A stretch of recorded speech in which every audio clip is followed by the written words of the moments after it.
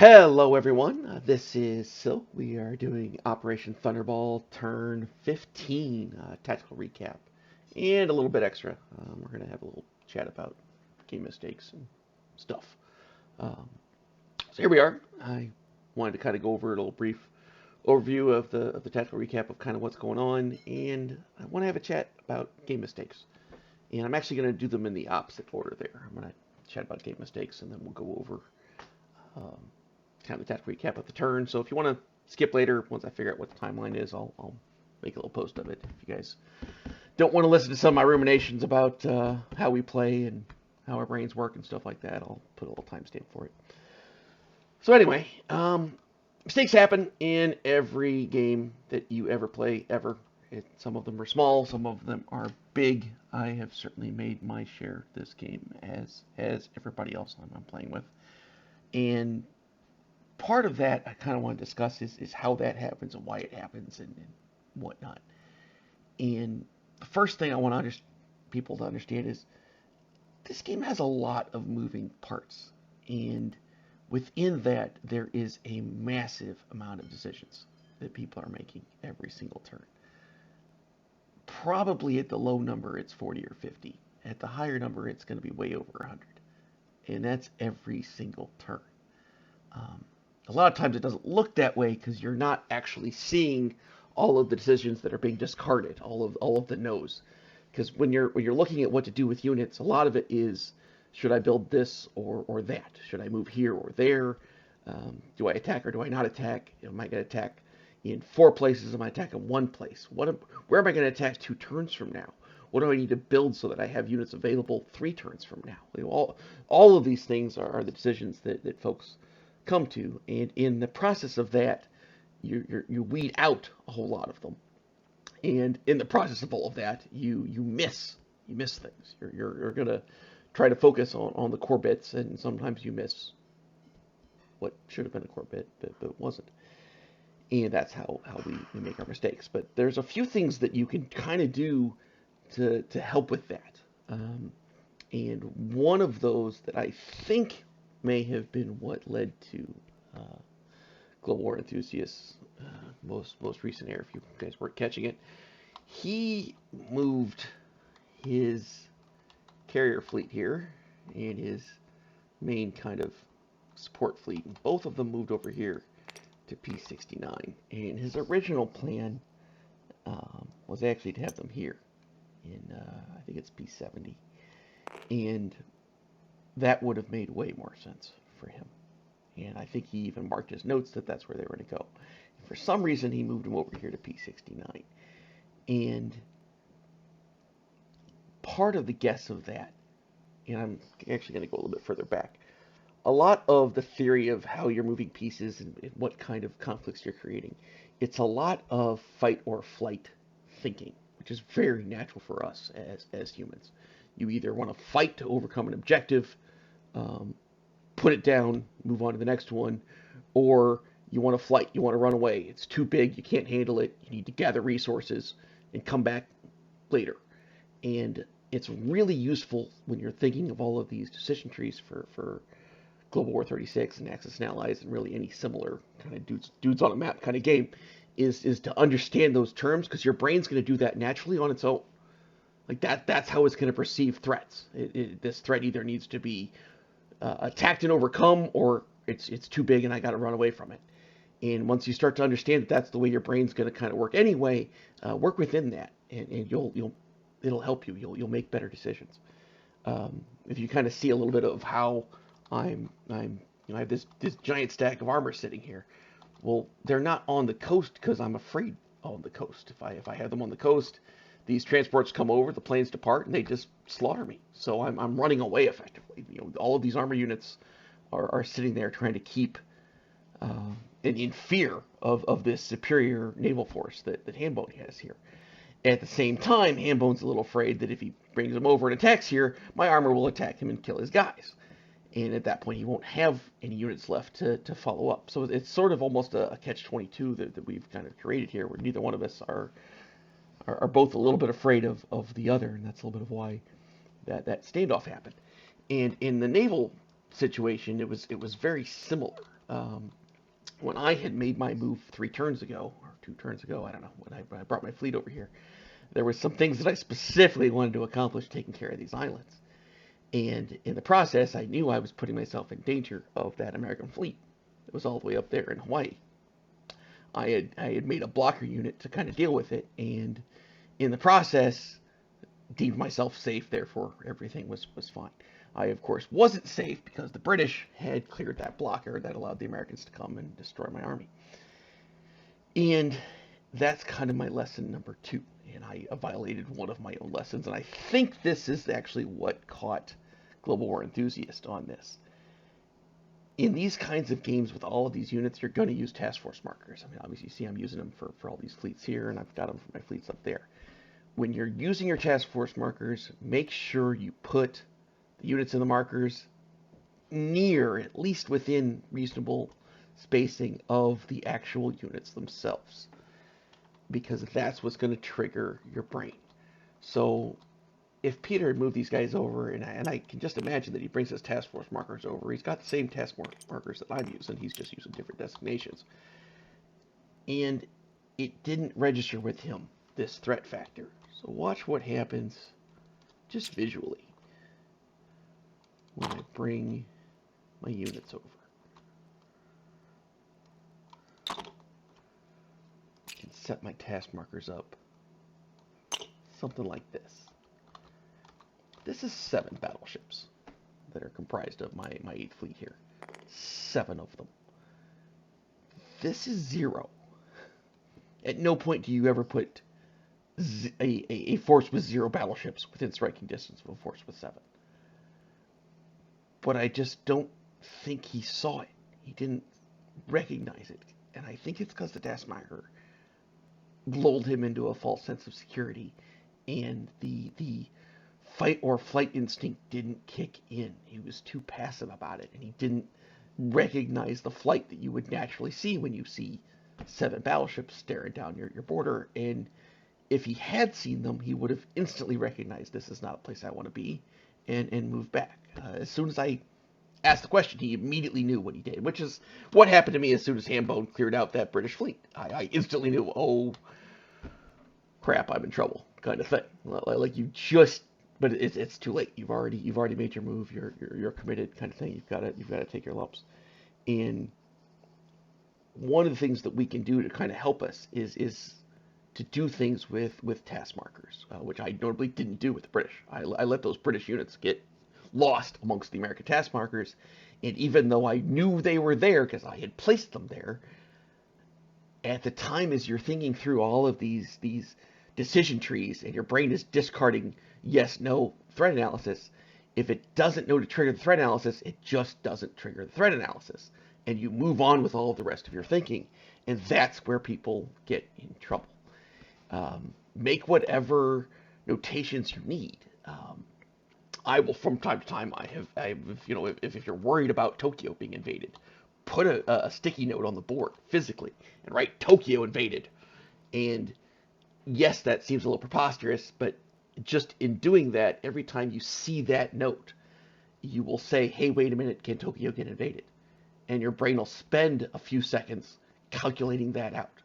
And if at any point it is actually even endangered, just even by a single transport, it'll suddenly register, hey, wait a minute, there's a thing here. And that'll start your brain down that fight or flight pattern that you want to kick in and trigger. You'll notice that Hambone uses all of these movement markers, which are fantastic to help him kind of, while he planned out his move, when he's then executing his move, he has all of these markers out there, and even if he doesn't know exactly which marker does what, because he'll stare at it and he'll trigger his brain and he'll say, hey, wait a minute, I put this marker here for a reason. And sure enough, the sort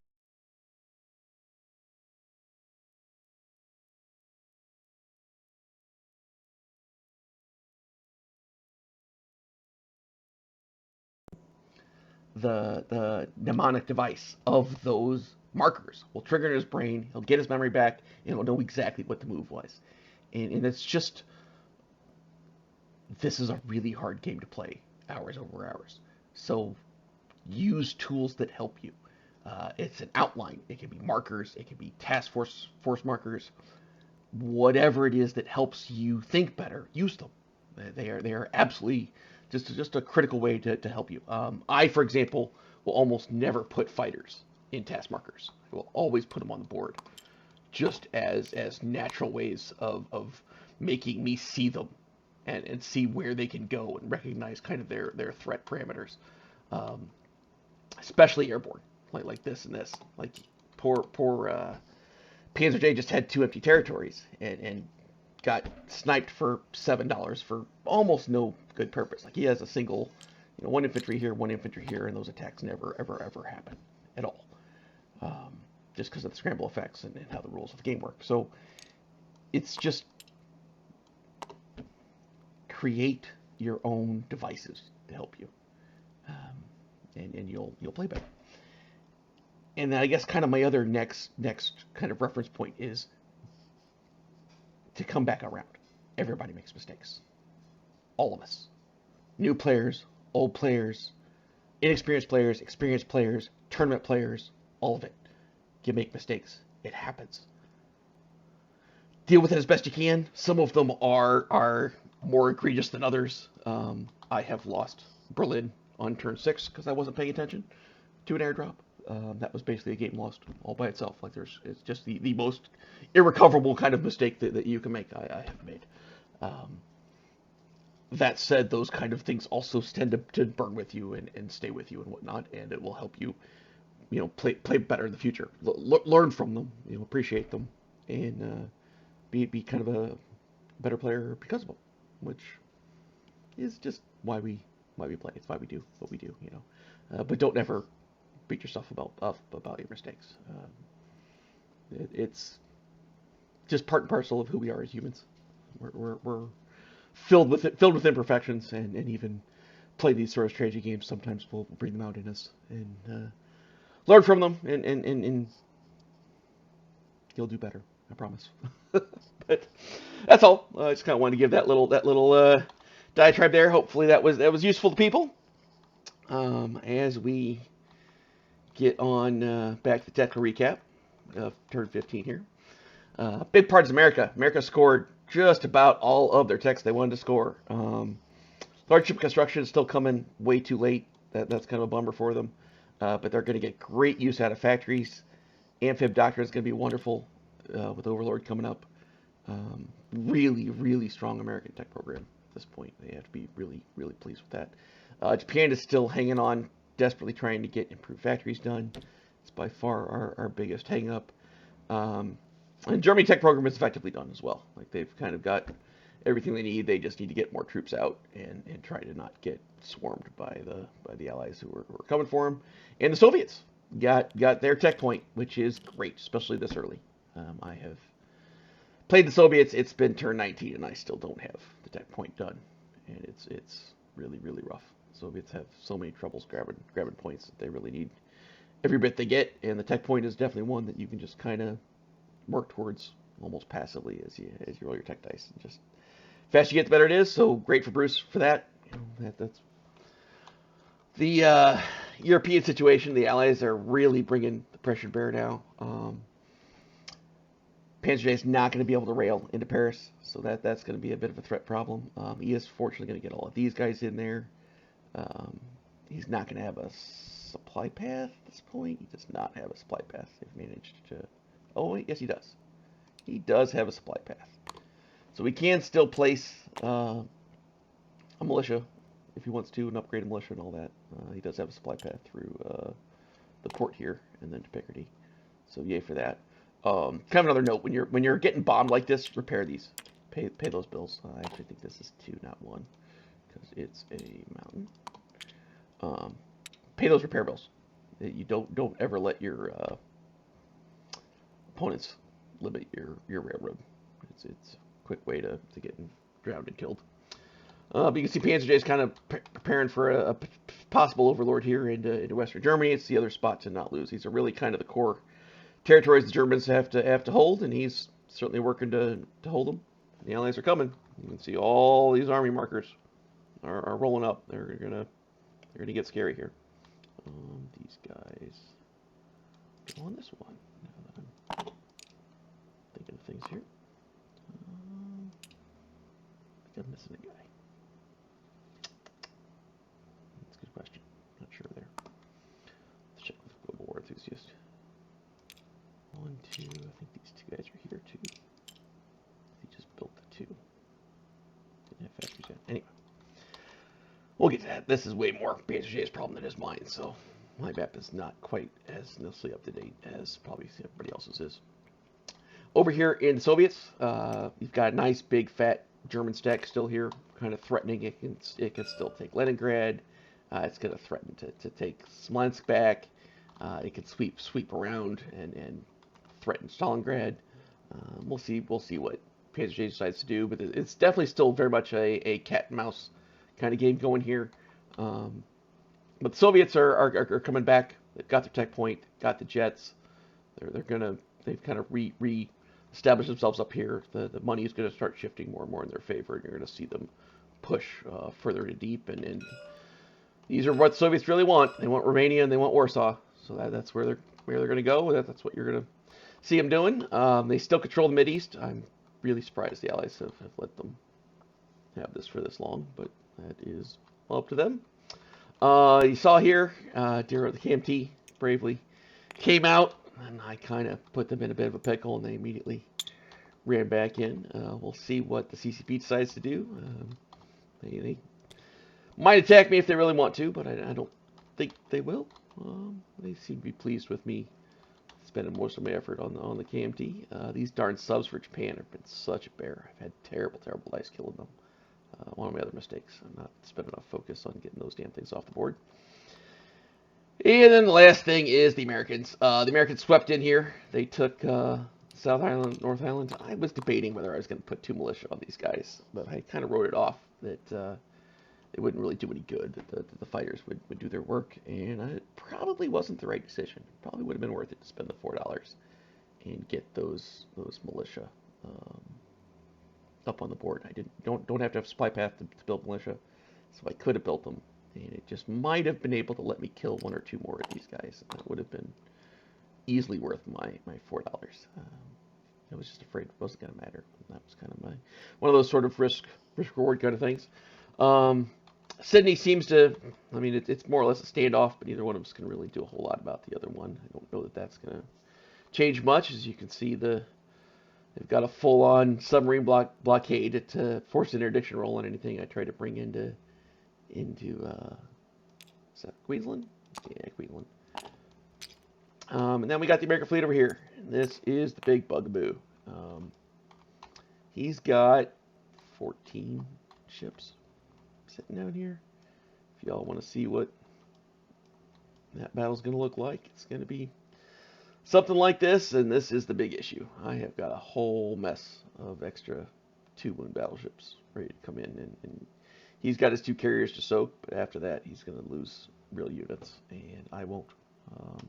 The Air Force will take a beating, try to kill his Air Force. He's got plenty of light cruisers, so that'll be the big cost of doing all this. But odds are very, very good I'm going to sink this entire fleet, and that's going to put the Americans in a real pickle. Which actually kind of gets me back to my initial comments about mistakes. They happen. Don't beat yourself up about them. Learn from them. You'll no reason to make yourself your own worst enemy. Happens to all of us, everybody. No reason to treat yourself particularly worse than anybody else as far as that goes. And yeah, people are often just way too self-critical.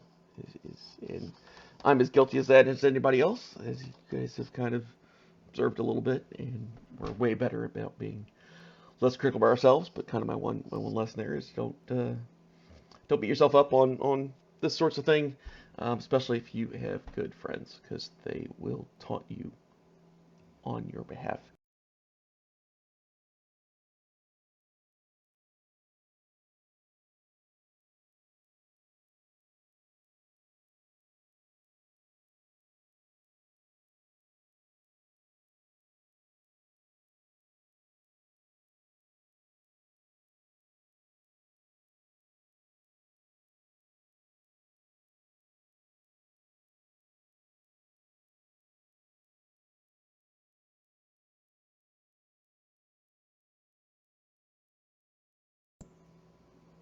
There we go. Oh, this darn mic drives me absolutely buggy. But as I was saying, don't beat yourself up about your mistakes. Everybody makes them. You will make more of them in the future, and your friends are going to harass you about them anyway, so you don't need to harass yourself. Poor old billboard enthusiast has been getting hounded pretty harshly for that whole move he made in the Philippines, but 6 turns ago with his transport and destroyer that he left there, and he's been getting trolled pretty harshly, and that was only 14 IPP worth of units. He's about to lose 170. We're going to be talking about this particular battle for years. And with that, we'll sign off. Everybody go have a good game.